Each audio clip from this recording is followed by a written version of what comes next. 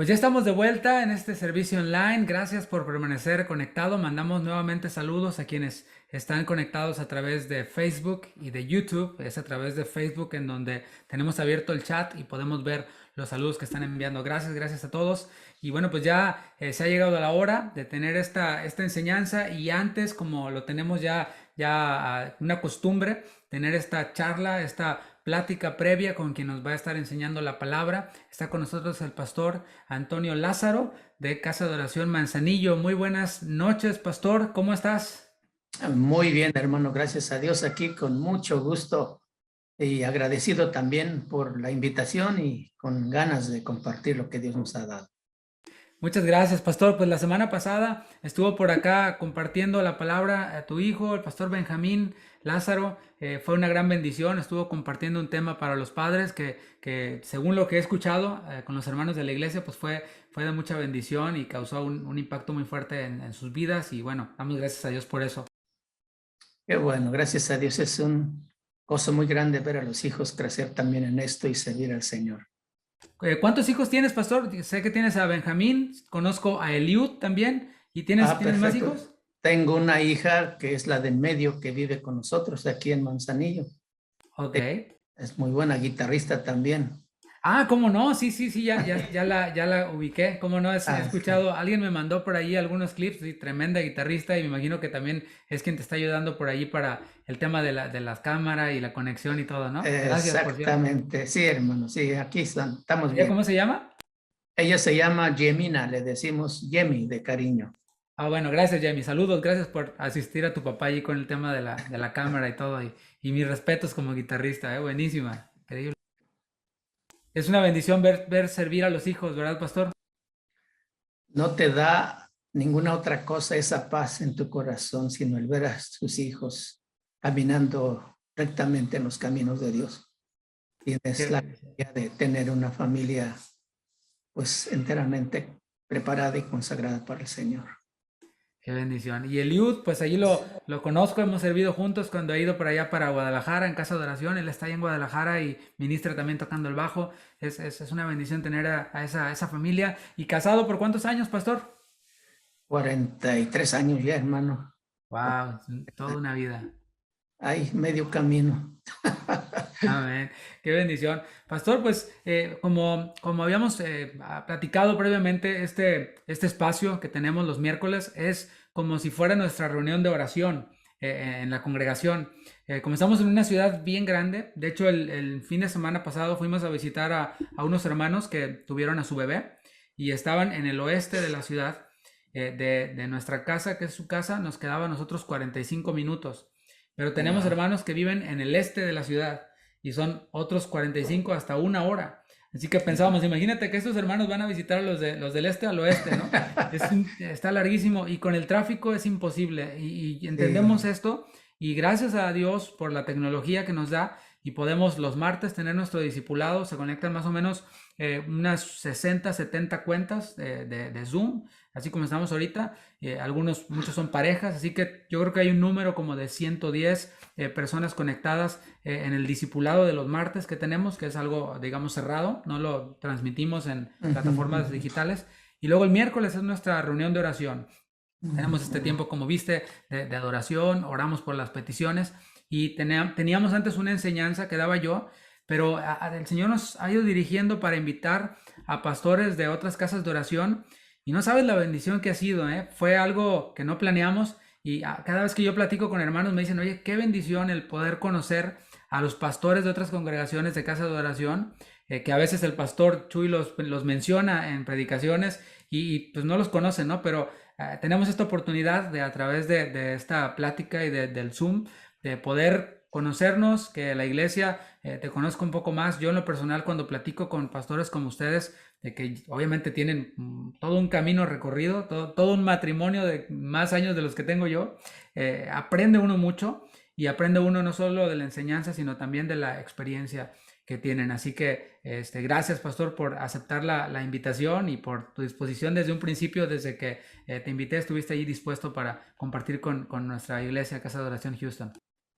Es un gran privilegio, hermano, a cualquier lugar que nos invita, nos lleve el Señor.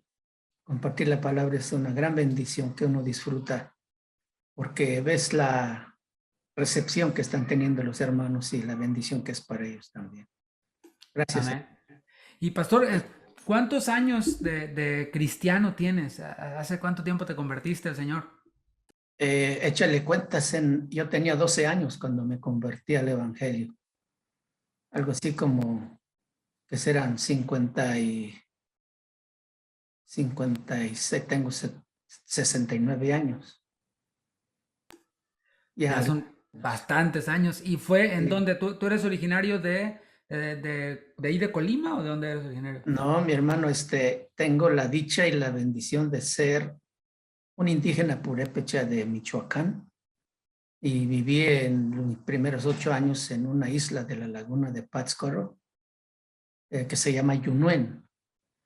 Mis padres son de allí, pero llegaron al pueblo de Pátzcuaro, a la ribera, unos traductores de la Biblia a traducir nuestro Nuevo Testamento.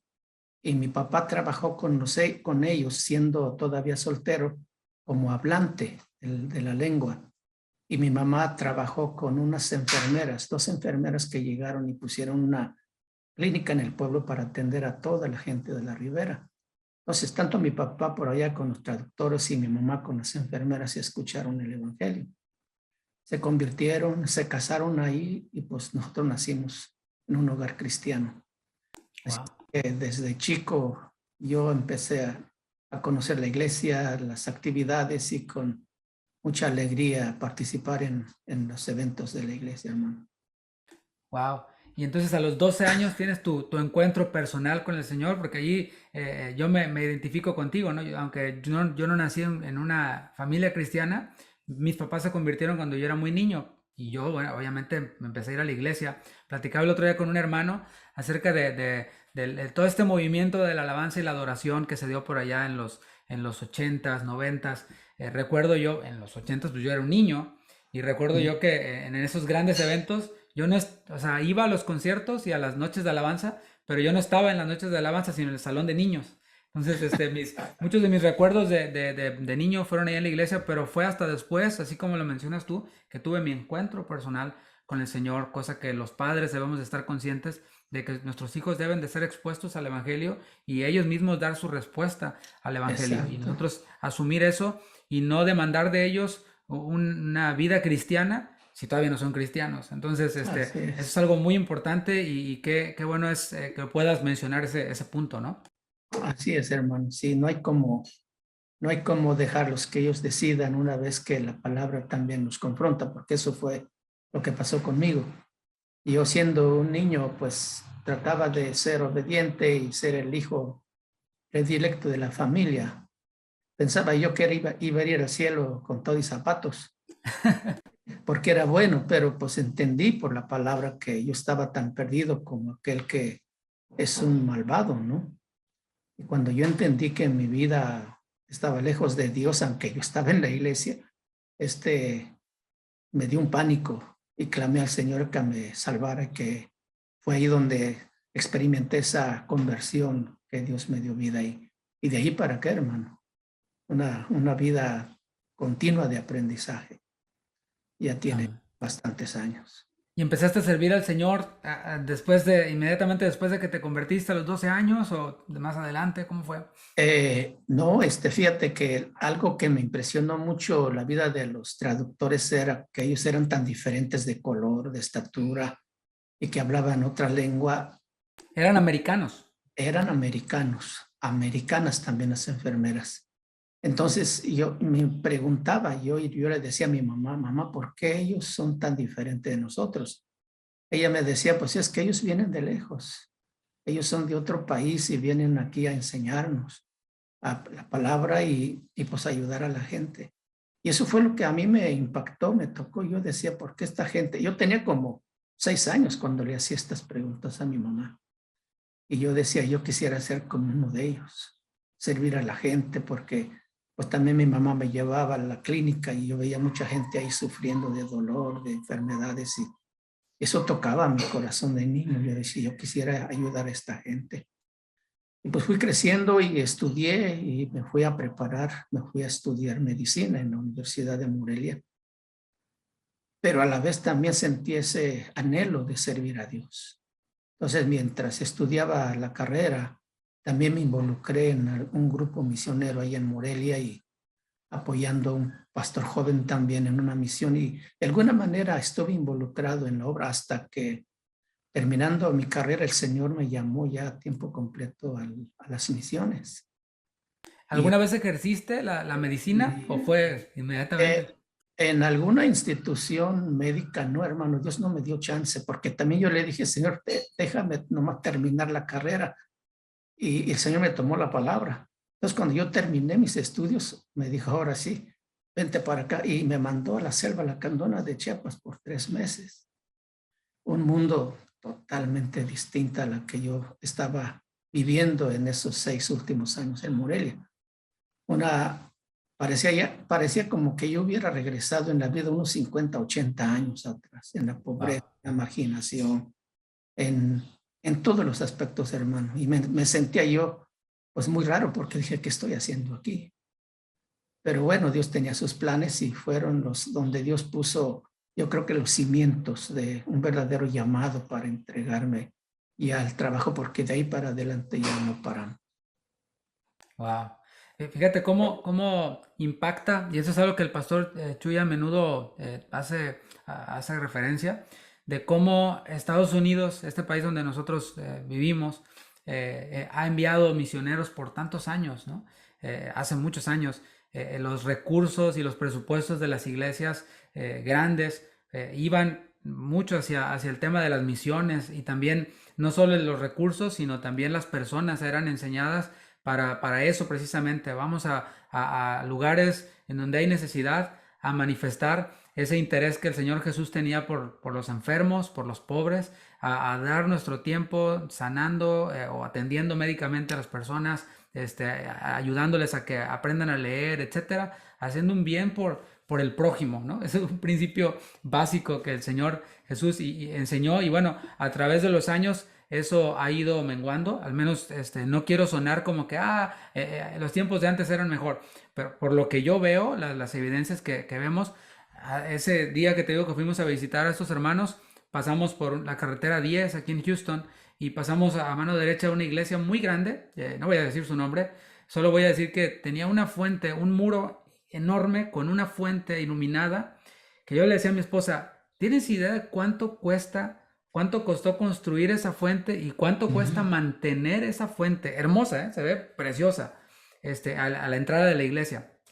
Le digo, con eso pudieran mantener a varios misioneros durante todo el año.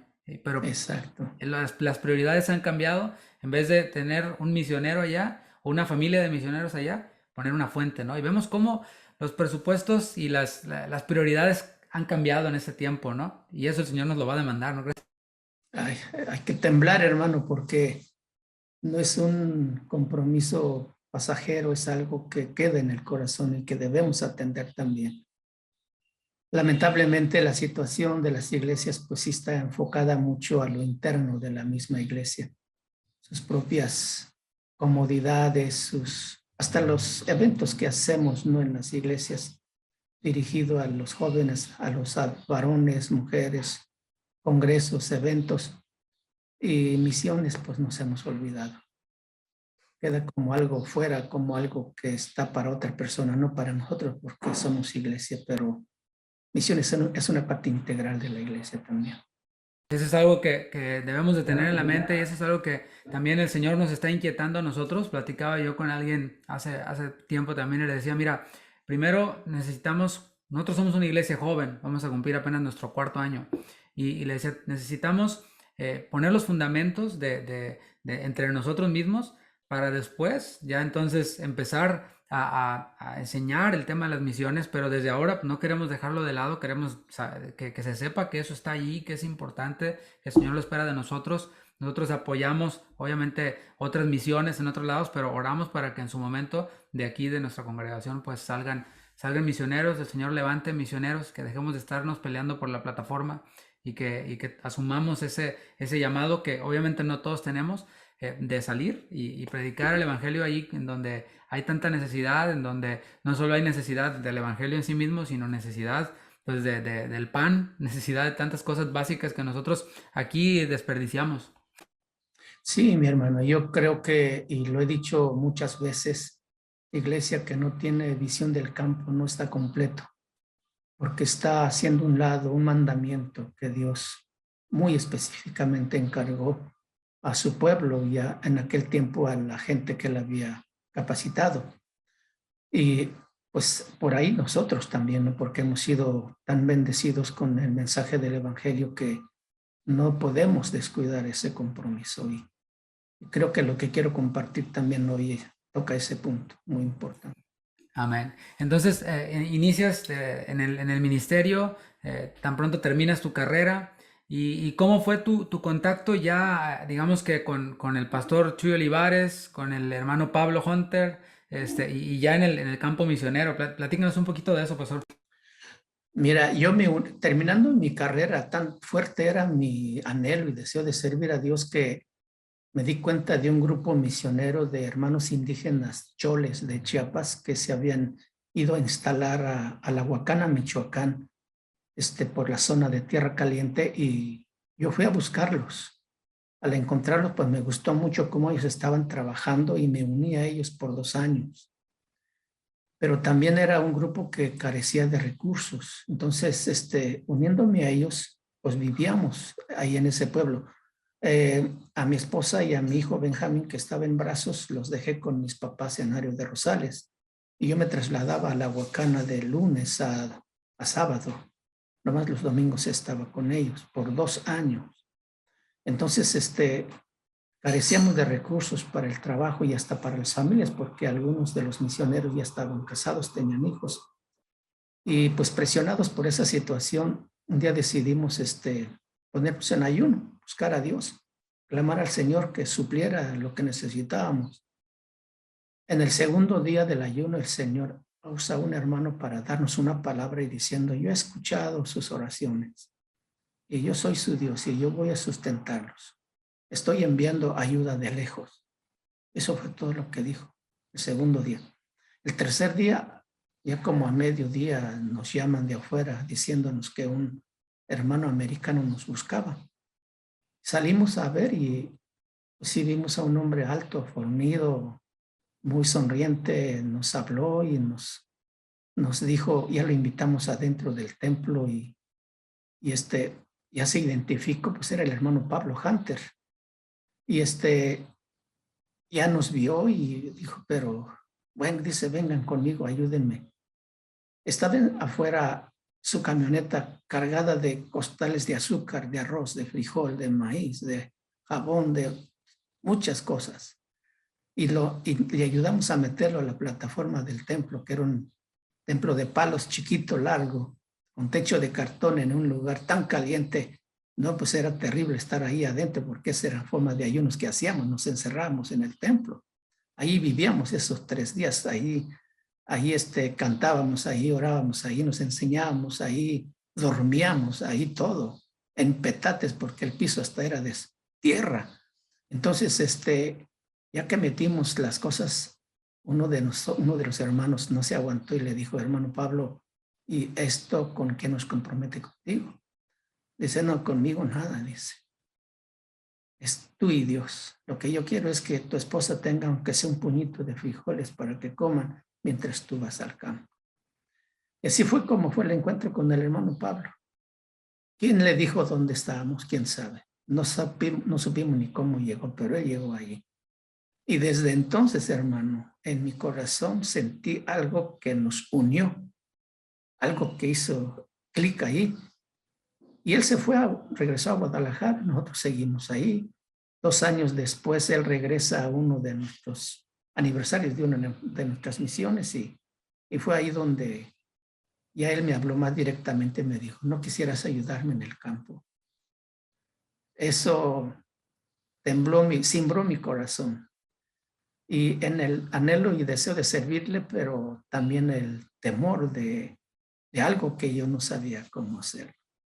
Entonces, y yo le dije: ¿y qué es lo que voy a hacer, hermano? Él dice: ¿ves a este joven que viene conmigo? Le digo, sí. Mira, está yendo a la Sierra de Oaxaca, pero él ya se va a casar y ya no va a poder ir a servir a los pastores allá. Y yo le dije, ¿a los pastores? Dice, sí. Él enseña a los pastores, los anima, los fortalece. Y yo quisiera que tú me ayudaras en ese trabajo allá. No me contestes ahorita, mañana me dices, analízalo y ora al Señor. Para eso era un viernes. Entonces, esa noche yo no pude dormir. Estaba tan inquieto, entre muchas emociones se cruzaron, un anhelo, deseo grande de servirle. Y bueno, quería que amaneciera porque en la madrugada, en esa angustia o situación de emociones, el Señor me habla en la noche y me dice, no eres tú quien lo vas a hacer, soy yo quien lo quiero hacer a través de ti. Y cuando Él me dijo eso, todos los temores, ansiedad, todo lo que yo sentía, se fueron y yo anhelaba que amaneciera para decirle al hermano Pablo que sí. Entonces ya cuando nos encontramos en el almuerzo, me pregunta, dice, ¿qué has pensado? Le dije, el Señor me habló, hermano. Ya le conté la historia. Y me dice, ¿y qué tan listo estás para salir? Era ya el sábado. Le dije, pues necesito hablar con mi esposa, con mis papás, porque pues mi esposa se va a quedar ahí también. Dice, está bien, este joven ya no me va a acompañar, entonces necesitas ir con él el lunes, que él va a salir a Oaxaca, a la sierra. Eso me cimbró también y pues corrí a la casa, a Ario de Rosales, 1 hora de distancia, a avisarle a mi esposa y a mis papás que me iba a ir al campo. Y me fui. Este hermano me llevó un viaje de 21 horas Wow. y me dejó allá. Nomás me llevó al pueblo que se llama Las Delicias, donde él hacía base y de ahí salía a visitar a 6, 8 pastores. Y ese era mi campo entonces. Pues me llevó y me dejó allá, él se regresó al otro día y de hecho nunca más lo he vuelto a ver. Y pues ya de ahí a abrirme camino con los hermanos, ya de ahí ese punto ya para irte a otro pueblo, pues es asunto de caminar a pie, 3 horas, 4 horas y media y hacer el trabajo. Y de ahí, hermano, así fue como me encontró el hermano Pablo y me involucró en este trabajo que pues todavía estoy haciendo. Wow, pues es una historia muy impactante, de verdad. Mientras lo contabas, estaba tratando de imaginarlo y a la vez me gustaría, creo que sería mi única pregunta profunda, por decirlo así. ¿Tú crees que se pueda prescindir de los dones del Espíritu? En este caso, el don de profecía, el don de interpretación de lenguas, la realidad de los milagros y las señales. ¿Tú crees que se pueda prescindir de ello en el campo misionero o qué papel tan importante puede jugar todo esto en el campo misionero? En el campo misionero, hermano, es increíble cómo el Señor se mueve. El Señor no se limita a épocas o etapas de tiempo. Su poder es para siempre y su presencia es eterna también. Entonces, Él hace las cosas como Él quiere. Porque yo he visto también cómo el Señor ha usado a esa gente humilde, indígena, muy marginada, muy lastimada también, pero que han tenido una fe increíble. Conozco a un pastor, hermano, que se llama Anacleto Rosas, en un pueblo que se llama San Juan Viejo, en la cima de una montaña muy alejada, que él no sabía leer ni escribir cuando empezó a pastorear la iglesia. Y yo le dije, hermano, ¿y cómo le haces? Dice mi esposa, sí sabe leer. Ella me lee las escrituras y pues ya Dios, yo le pido a Dios que me dé la palabra para su pueblo y así es como yo predico. Entonces, pero le dije, ¿y cuál ha sido tu mayor experiencia? Dice, cuando se enfermó mi suegra, mi esposa tuvo que ir allá con ella por unos 22 días, pues quedé yo solo. Ahora, ¿quién iba a leer la palabra? Entonces yo le pedí a Dios pues que me enseñara a leer. Él dijo, y me atreví, dice, a abrir la Biblia en el Salmo 23. Y yo empecé a deletrear las palabras letra por letra, dice, y como que fui entendiendo. Y cuando yo terminé de leer el último versículo, yo estaba leyendo Salmo 23. Y de ahí para acá, eso fue algo increíble. Pero algo todavía más fuerte es la fe que él tiene, este pastor tiene, porque está tan lejos. Él me decía, aquí cuando alguien se enferma, pues nadie intenta sacar al enfermo a curarlo en algún hospital porque estamos a 4 horas mínimo de puro caminar. Y llevar a cuestas a un enfermo de bajada es pesadísimo. Entonces aquí, pues lo más que hace la gente es esperar que suceda un milagro o que se muera. Y mucha gente ha muerto, así dice. Y me cuenta de una joven que la mamá trajo envuelta en una sábana, una joven como de 9 años. Y le pregunta al pastor, te traje a mi hija porque quiero que la sanes. Y dice el pastor, pero no, yo no soy el que sano. Yo voy a orar a Dios y Él va a sanar. ¿Crees tú? Dice, creo. Le dije, pero dice la verdadera, realmente quien está enfermo es usted. Y déjeme decirle por qué. Y empieza a presentarle el Evangelio, ¿no? Enferma espiritual, ¿no? Y la guía a los pies de Cristo. Entonces dice, ahora sí vamos a orar por tu hija. Dice que agarró aceite en sus manos y puso las manos encima de su hija y le dijo, tu hija ya está enferma, llévatela. La envolvió otra vez en su sábana y se la llevó. Al otro día regresa y dice, pastor o señor, mi hija no está sana. Ah, no te preocupes, ahorita vamos a orar otra vez. Hace lo mismo, pone aceite en sus manos y también ora otra vez por su hija. Dice, ahora sí tu hija ya está sana, llévatela. Se la lleva. Al tercer día regresa otra vez con la hija andando. Le dice, pastor, muchas gracias porque oraste por mi hija, ya está sana. Ella había llegado con su cuerpo hinchado, llena de ronchas. Y ese día regresó su hija totalmente sana. La mamá traía entre su rebozo una bolsa de plástico y le dice, pastor, por favor, recíbame esto. Eran 3 huevos. Dice, yo no tengo con qué pagarle, pero por favor no me niegue recibir esto, que es lo único que puedo dar. Porque Dios ha sido bueno. Dice, vamos a dar gracias a Dios. Dieron gracias a Dios. Y así es como este hermano ha predicado por allá en esa sierra. Su iglesia en un pueblito como de, ¿qué será? 80 habitantes.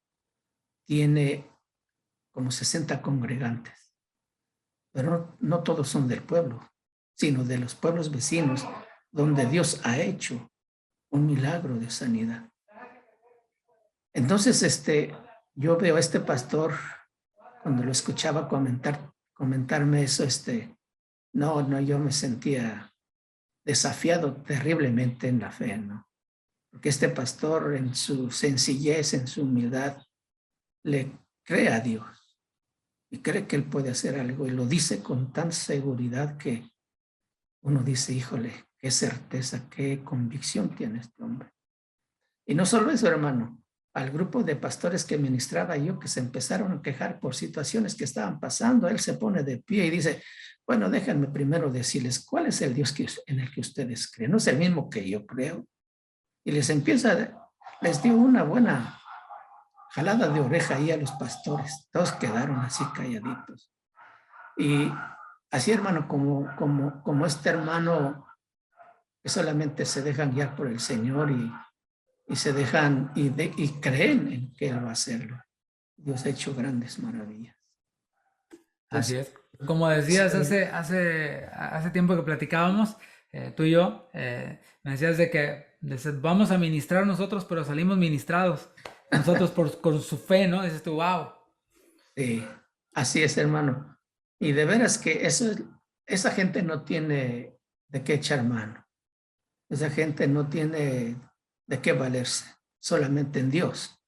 Y es ahí donde ellos verdaderamente dependen de Dios y le creen lo que Él ha dicho en su palabra. Entonces, quedamos cortos. Sí, sí, qué barbaridad. Es impresionante ir a otros lados es en donde uno puede palpar lo que Jesús dijo, ¿no? Cuán difícil es que un rico entre en el reino de Dios. O sea, y es en donde uno entiende, claro, porque un pobre pues no tiene otra opción más que clamar a Dios y creerle a Dios. Y cuando nosotros tenemos todo resuelto, pues nos olvidamos y depositamos nuestra confianza en, bueno, si me enfermo voy al doctor y el doctor me receta, porque aquí el doctor está en la esquina, ¿no?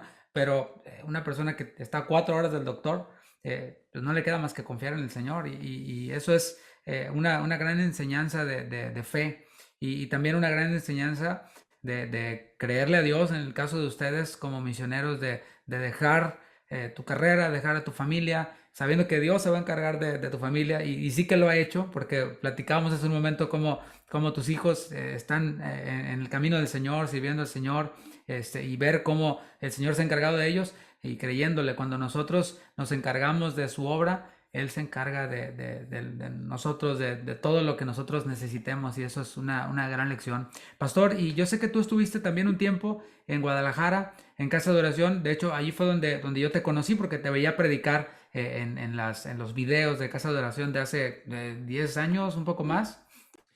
Sí, ya 9 años tengo, ya ahorita ya tengo 8 años pastoreando esta iglesia en Manzanillo, pero un año me dediqué a recorrer el campo de México Occidente con los pastores y pues Dios nos ha puesto aquí, pero sí, estuve 9 años en Guadalajara y precisamente en el área de misiones, ahí con el pastor Chuy, y pues también Dios nos permitió ahí levantar mucha gente que estuvo sirviendo en el campo, porque así ha sido mi pasión, ¿no?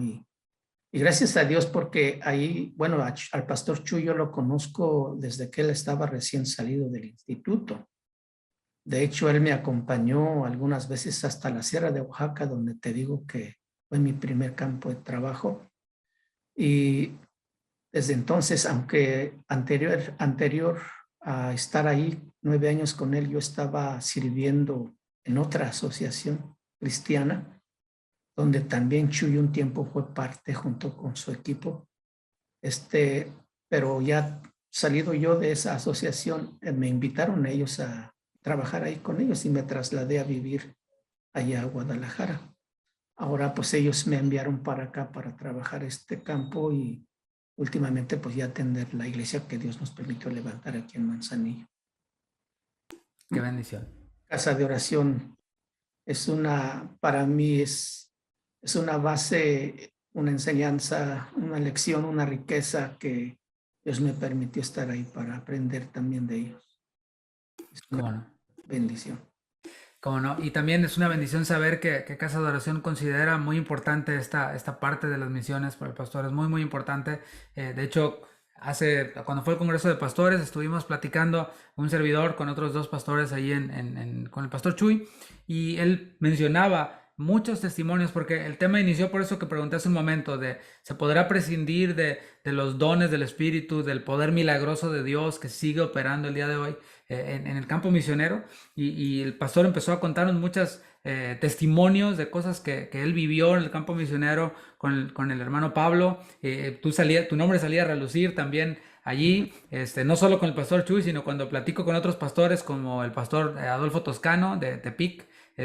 Sale a relucir tu nombre, ¿no? Nos íbamos de misiones con el pastor Lázaro y organizaba viajes misioneros, etcétera. Entonces, platicamos de eso y saber que para Casa de Oración es muy, muy importante esto, el tema de las misiones, y nosotros también pues queremos, por supuesto, adoptar eso porque está en la palabra y es un buen ejemplo el poder ser parte, y oramos nosotros para que haya desde nuestra congregación, como decía, que es una congregación joven, con muchos adolescentes, tenemos muchos adolescentes y muchos niños, muchos bebés, que de allí sea un semillero pues de pastores, pero también de misioneros, de ministros que sirvan a Dios. Y yo eso es lo que oro, y es también lo que oro por los padres de ellos, para que los apoyen, porque no me parece fácil una decisión como papá de invertir, y más aquí en Estados Unidos, que es muy cara la universidad, invertir para que tu hijo estudie medicina y que cuando esté terminando la carrera te diga, papá, me voy a las misiones. Se requiere de un padre espiritual, ¿no? Exacto, exacto, porque es un llamado muy especial también, ¿verdad? Y ese fue mi petición a Dios cuando Dios ya me dio, eres el tiempo de dedicarte a las misiones. La medicina yo te dejé terminar la carrera, pero ahora es mi parte, ¿no? Entonces yo oraba a Dios, Señor, ayuda a mis papás a entenderme. Cuando yo tenga que comunicarle, ayuda a mi esposa también a entenderme y apoyarme en esto. Y fue una batalla, pero lo más hermoso que yo pude escuchar de mis papás es cuando yo les comenté esto, me dicen, hijo, es tu decisión y qué bueno que tú quieras servir al Señor. Te apoyo. Wow. Se requieren padres espirituales. Sí, exactamente. Y esposa igual también. Y los padres de la muchacha, ¿no? Imagínate, me voy a casar con un misionero. ¡Wow! Se requiere definitivamente de padres piadosos, los cuales pues oramos para que, oramos y trabajamos para que los haya en nuestra congregación y obviamente en toda la iglesia de Cristo. Pastor, pues gracias por compartir eso con nosotros. Está muy interesante la plática, pero también está muy interesante el título de la enseñanza que tienes, así que estoy intrigado por escucharlo. Así que, pastor, pues voy a apagar mi micrófono y mi cámara y te dejo con la congregación para que puedas compartir esta enseñanza. Está con nosotros el pastor Antonio Lázaro de Casa de Oración en Manzanillo. Adelante, pastor Antonio, somos todo oído. Muchas gracias, hermano. Muchas gracias. Qué bendición poder estar esta hora con ustedes para traerles un mensaje que yo creo que es Dios hablando a su pueblo, a su iglesia, a sus hijos. El título de lo que quiero compartir hoy se llama, como ya lo han sabido ustedes, escuchar el latido de su corazón. Y quisiera empezar con una pregunta. ¿Qué tan lejos o qué tan cerca debe caminar uno para platicar con una persona, un amigo? Obviamente no puedes platicar de acera a acera o de cuadra a cuadra, ¿no? Necesitas caminar al lado o sentados frente a frente. Y otra pregunta, ¿qué tan cerca debes estar de una persona para escuchar el latido de su corazón? Tienes que pegar tu oído al área del corazón para escuchar su latido. Por eso el tema, escuchar el latido de su corazón, el corazón de Dios. Uno de los componentes que constituyen la vida de la iglesia son las misiones. Aunque tendemos a priorizar las actividades para la iglesia, congresos de jóvenes, congresos de mujeres, de varones, congresos de alabanza, y todo está dirigido a la iglesia. Pero según las escrituras, misiones no son una actividad periférica de la iglesia. Misiones son una actividad que nace en lo profundo del corazón de Dios.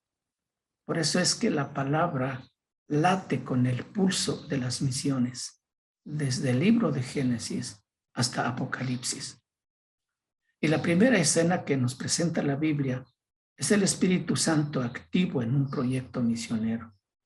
En Génesis capítulo 1, versículos 2, dice o habla de una situación en la que se impone el caos, una realidad donde no puede surgir la vida y tampoco tiene posibilidad de cambiar por sí misma.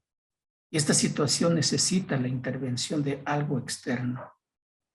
En el versículo 2, en la segunda parte, dice, y el Espíritu de Dios se movía sobre la faz de las aguas. Tal vez ustedes han visto una gallina empollando huevos. Está echada sobre sus huevos y de vez en vez se mueve para un lado y para otro. Está moviendo los huevos para calentarlos parejos. ¿Por qué las está incubando? ¿Por qué las está empollando? Pues porque van a nacer nuevos pollitos. Dice que el Espíritu de Dios se movía sobre la faz de las aguas. Esto indica entonces que el Señor ya estaba involucrado en el proceso de volver a restablecer una vez más un orden en un ambiente de llenura, de luz y de vida. Entonces, de este modo, la primera imagen que recibimos de Dios es la de un misionero comprometido con ordenar las cosas, ordenar aquello que de otro modo estaba destinado al caos y a la muerte. La realidad de la pasión de Dios por las misiones se confirma páginas más adelante. Todos conocemos en ese momento cuando Adán y Eva desobedecen el mandamiento de Dios y comen del fruto prohibido. Una vez que esto ha sucedido y después de esa mayor tragedia de la historia, las consecuencias de su lamentable decisión son inmediatas. Dice la palabra de Dios que ellos sintieron vergüenza. ¿Quién les enseñó vergüenza?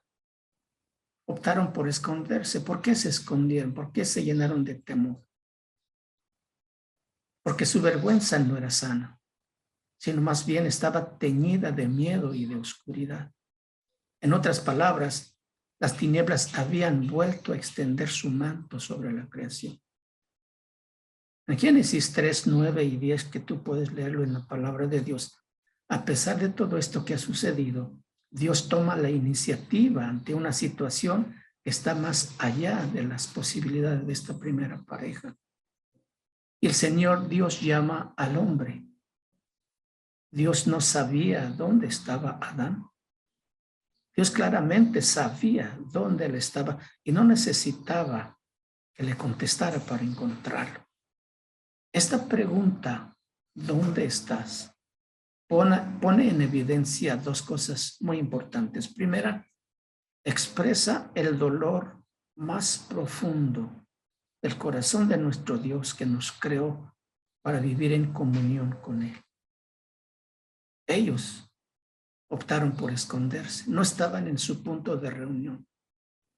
Algo había pasado que se habían ellos llenado de temor y corrieron.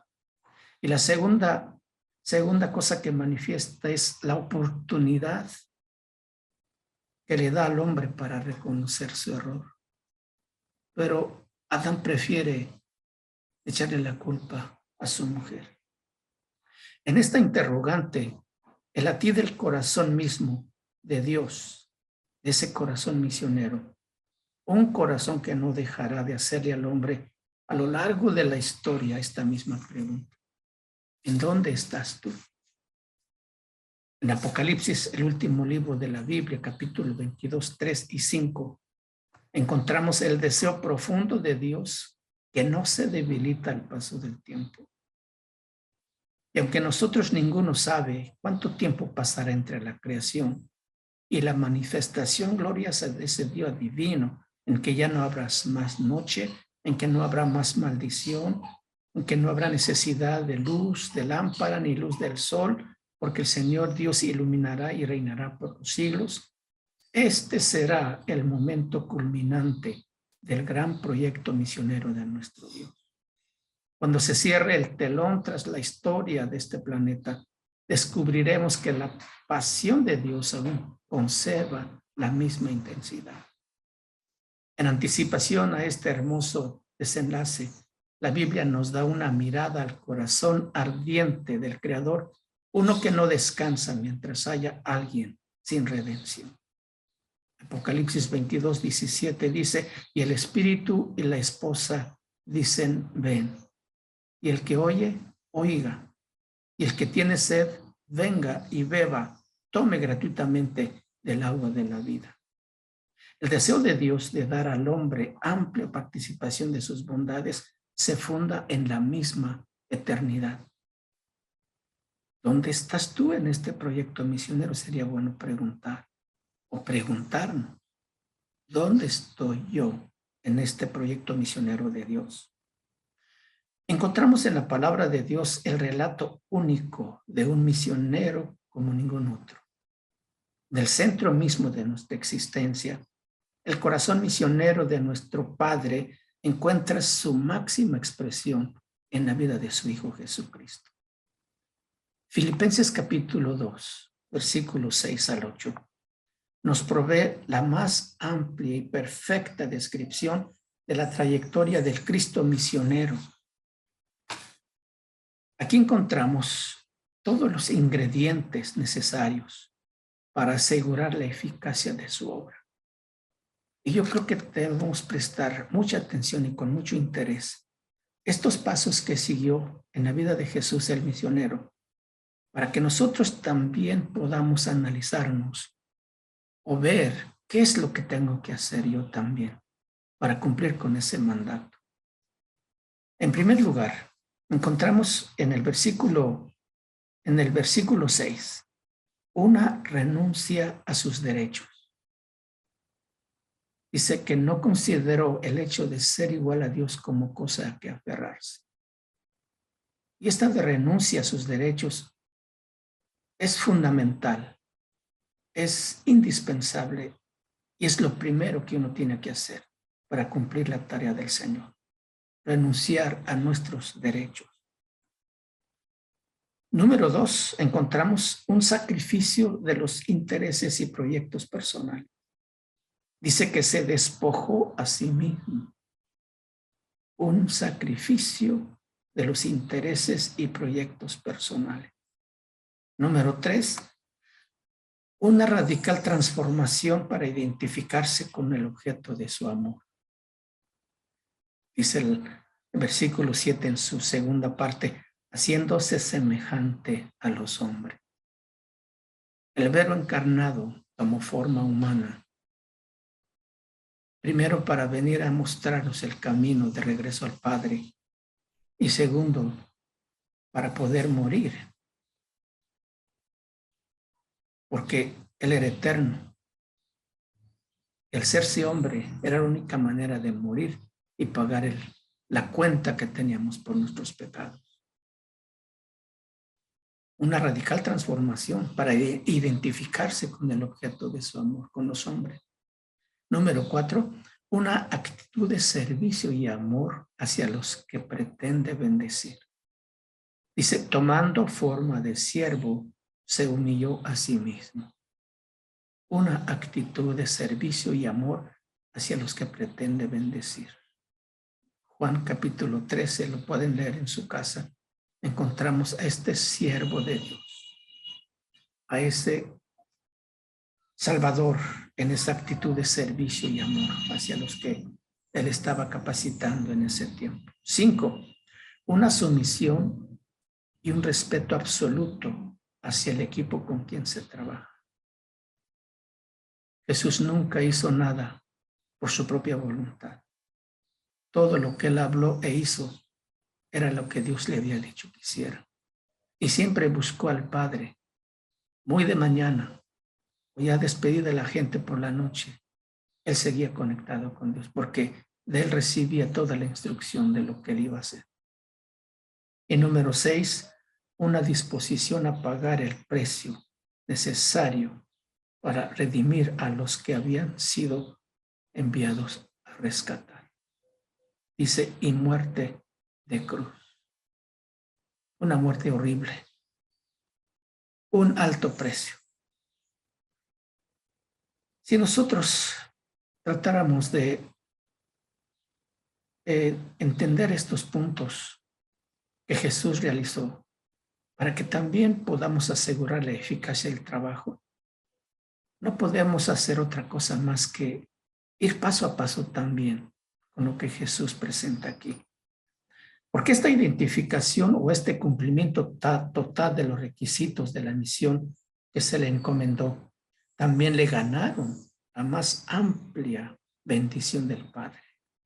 Los versículos 9 al 10 dice, por lo cual también Dios lo exaltó hasta lo sumo y le dio un nombre que sobre todo nombre, delante de quien se doblará toda rodilla de los que están en el cielo, la tierra y debajo de la tierra, y toda lengua confiese que Jesús es el Señor. El sacrificio de Jesucristo constituye la más genuina expresión del más profundo deseo de Dios de abrir un camino para la vida del hombre para que pueda volver a su auténtica vida y abundante además. Ante todo esto, Dios desea que su pueblo tenga también esa misma pasión. En Génesis capítulo 12, versículos 2 y 3 encontramos que Dios habla a Abraham y le dice, haré de ti una nación grande y te bendeciré y serás bendición. La frase y serás bendición va más allá de las consecuencias de la bondad de Dios sobre la vida de Abraham. El término hebreo indica responsabilidad y obligación. Es decir, Dios esperaba que esta nación fuera generosa en compartir las bendiciones recibidas con aquellos que aún no la tenían. Se nota de manera sencilla que el compromiso del proyecto misionero se origina en el corazón compasivo de Dios a aquellos que viven en una situación de tiniebla, haciendo lo necesario para compartir con ellos lo que ya es una realidad en la vida de uno mismo, la bendición de lo alto. Tristemente existen muy pocos momentos en la historia de los hijos de Abraham donde detectamos un genuino interés por bendecir a las naciones vecinas. A pesar de ser, por tanto, una nación tan abundante en riquezas y tesoros espirituales, el egoísmo que tanto ata al hombre pareciera que en ellos es más fuerte que la compasión. No obstante, el deseo ardiente de Dios por bendecir, al igual utiliza a un misionero rebelde y desobediente como Jonás. Todos conocemos esa historia. Aunque Israel nunca asumió su verdadera función dentro del proyecto misionero, el deseo del Señor por alcanzar a los que andan en tinieblas nunca ha menguado. Esto resulta entonces natural observar que a la iglesia, nacida de ese grupo capacitado por Cristo, se le trasladara la responsabilidad de alcanzar a las naciones, según Mateo 28, 18 y 20 al 20. Esto sin duda alguna incluye el llamado de tomar un compromiso serio con la carga que el Padre había puesto en el corazón de su Hijo. En la iglesia hemos cumplido por momentos con la comisión que se nos ha confiado. En algunas épocas los esfuerzos han sido mayores, pero en otras debemos reconocer que prácticamente se apagaron. A lo largo de 2000 años de la vida del cristianismo, el cumplimiento de este gran proyecto misionero de Dios ha sido llevado adelante por un cuanto puñado de gentes. Según las estadísticas, el 95% de los cristianos nunca ha ganado un alma para Cristo. El resto, escudándose dentro del hecho de que no hemos recibido un llamado específico, no nos sentimos incómodos con nuestra pereza, con nuestra inacción, que a veces raya hasta la indiferencia. No obstante, la comisión ahí está y sigue vigente y es parte integral de lo que significa ser un discípulo de Jesucristo. Todo creyente es un seguidor de Jesús, pero no todo creyente es un misionero. Ahora, un misionero no es aquel que se traslada lejos a llevar el mensaje. Misionero es aquel que convierte a su trabajo en un campo misionero con sus compañeros que no conocen a Dios. En la escuela, con los compañeros que no aman a Dios. Ese es su campo misionero. Ahí es uno misionero también. En el libro de Isaías, capítulo 6, 1 al 5, encontramos un incidente en la vida del profeta que nos da una esperanza para la tarea misionera que tanto atesora nuestro Dios. En estos versículos nos relata la extraordinaria visión que tuvo del Señor sentado sobre un trono alto y sublime, y unos seres celestiales que unos a otros decían: Santo, Santo, Santo es Jehová de los ejércitos. En este pasaje estamos ante una declaración de tal magnitud que se estremecieron los cimientos de los umbrales del templo y la casa se llenó de humo. El profeta creyó que iba a morir ante esta magnífica revelación y exclamó y él dijo: ay de mí, porque soy hombre muerto, porque teniendo labios inmundos y viviendo en medio de un pueblo que tiene labios inmundos, han visto mis ojos a Jehová. Vale la pena señalar aquí que la reacción de Isaías no fue por éxtasis, sino por un resplandor de Dios que le reveló su aborrecida y verdadera condición. Y yo creo que nosotros necesitamos una revelación de nuestra aborrecida condición para que podamos entender cuán grande cosa Dios ha hecho en nuestras vidas y podamos responder al llamado de Dios. Sin esperar más ante esta situación, sin tardar conforme al corazón misionero, el Señor da la orden a uno de los seres celestiales para que intervenga y quite el pecado del profeta. Dice la palabra de Dios que con unas tenazas tomó del altar un carbón encendido y tocó sus labios. Y le dijo, aquí con esto ha quitado tu culpa y limpio tu pecado. En este brevísimo momento nos encontramos un asombroso acontecimiento. Libre del impedimento del pecado y con su egocentrismo natural, escucha por primera vez la voz del Señor que dice, ¿a quién enviaré y quién irá por nosotros? En primer lugar, esta no era la primera vez que se hacía esta pregunta. Por tanto, entonces hemos de creer que esta pregunta no es más que una variante de aquella primera y triste pregunta que es hecho a Adán. ¿Dónde estás tú? ¿A quién enviaré y quién irá por nosotros?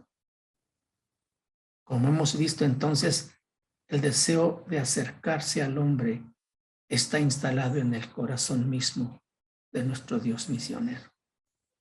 Y en segundo lugar, también esta pregunta denota que no está dirigida directamente a Isaías. De este modo, el profeta no recibe un llamado especial o particular, sino que interpreta el llamado de Dios a todos aquellos que tienen oídos para oír, los que están suficientemente cercanos al corazón de Dios.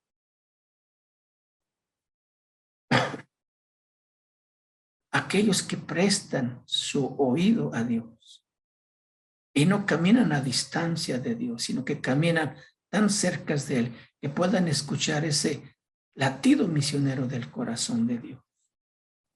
Este segundo punto es muy importante porque nos aleja del error de pensar o afirmar que el compromiso con las misiones es algo que depende de un llamado particular del Señor.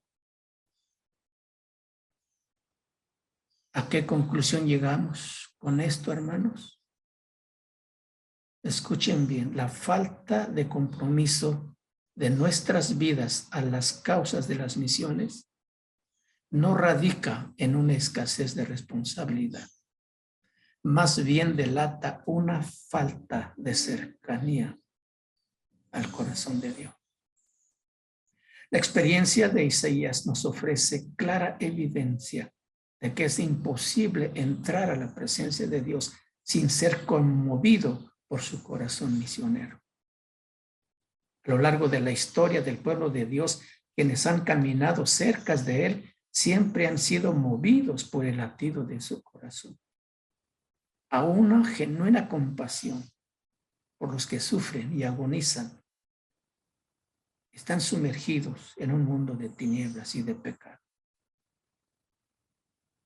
Yo creo que el paso más importante entonces que podemos tomar por las misiones es acercarnos al Dios de las misiones. Él nos llenará de un espíritu de compasión, un deseo profundo y grande de salir a servir a los demás y a bendecirlos con el mensaje de salvación. Y en última instancia, necesitamos experimentar una nueva conversión. Tal vez usted se acuerda cuando Cristo le salvó. Usted recuerda muy bien con qué gozo experimentó ese nuevo nacimiento y con qué actitud de ahí en adelante se movió con sus compañeros, a sus amigos, sus familiares. Usted quería salvar a todo mundo, hablándoles de Cristo. Pero poco a poco ese fuego se fue apagando. Esa pasión se fue diluyendo hasta sentirnos cómodos. Y eso es triste, porque no es el propósito de nuestra salvación. Espera que también llevemos ese mensaje que nos trajo tanta bendición. Y no necesitamos ir a las naciones. A la vuelta de la esquina está mi vecino que no conoce a Dios.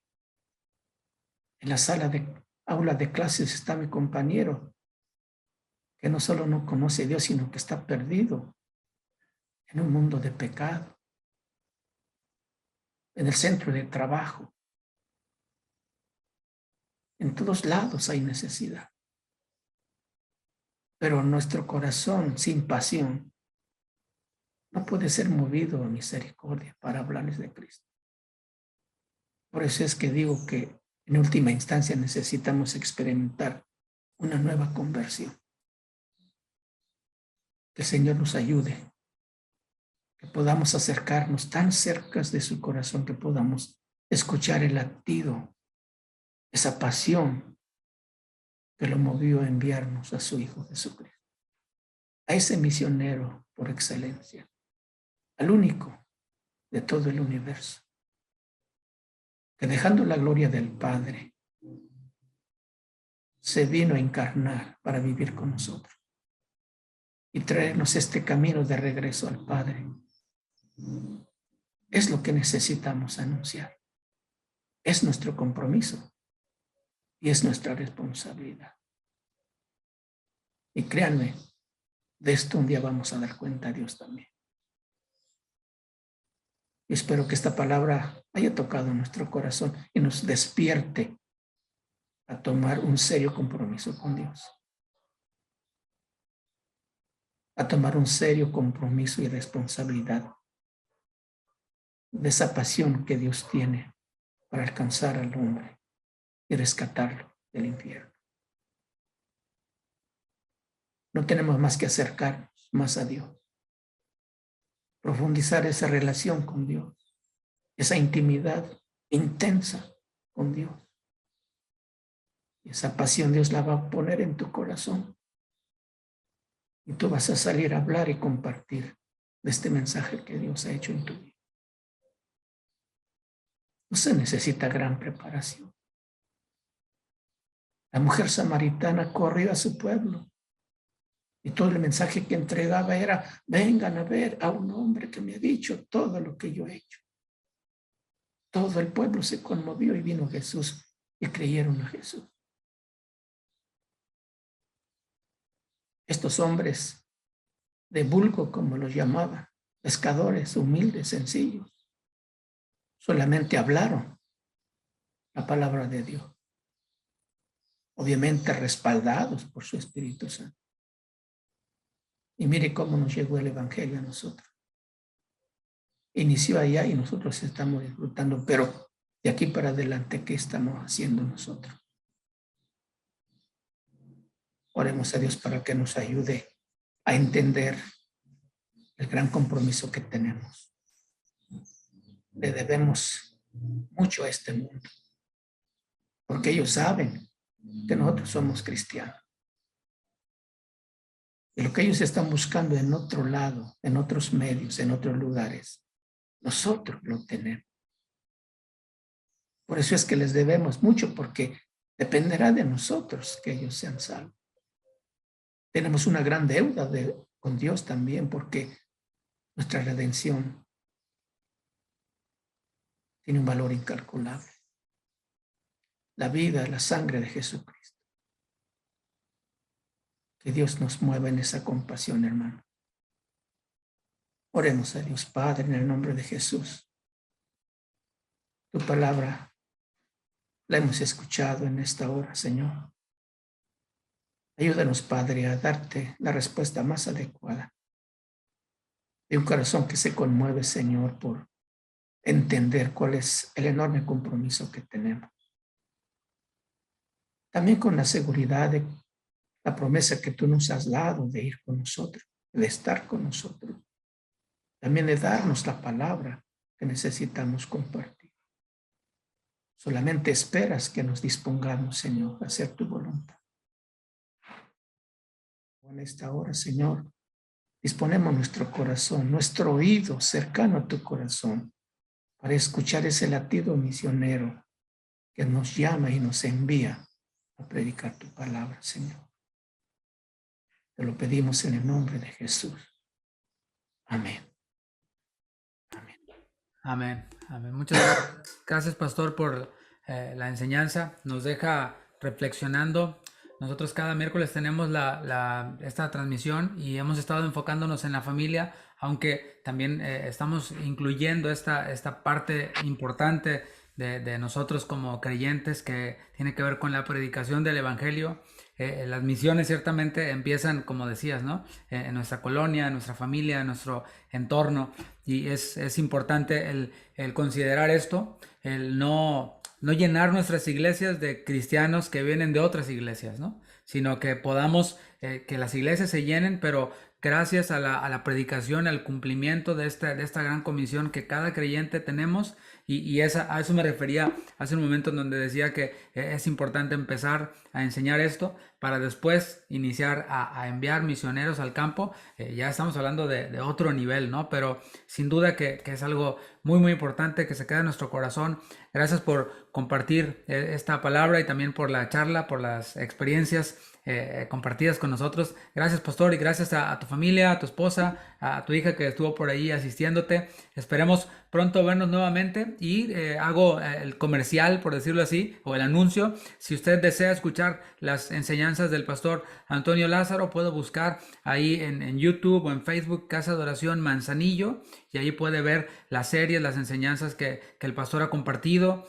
También la semana pasada que estuvo el pastor Benjamín Lázaro, pueden ir allí a Casa de Oración Colima, ¿verdad? Ese es como está en Facebook. Así es, sí, así es. Pues ahí pueden encontrar también las enseñanzas, y hay una gran riqueza de enseñanzas que nosotros tenemos a disposición nuestra, empezando aquí por nosotros como esta red de iglesias Casa de Oración. Y bueno, gracias, pastor, una vez más. A todos también gracias por permanecer conectados. Que Dios les bendiga. Nos vemos en la próxima reunión. Que Dios les bendiga y que pasen muy, muy buenas noches. Gracias, pastor Antonio. Que Dios te bendiga, hermano. Mucho gusto. Hasta luego. Amén, gracias.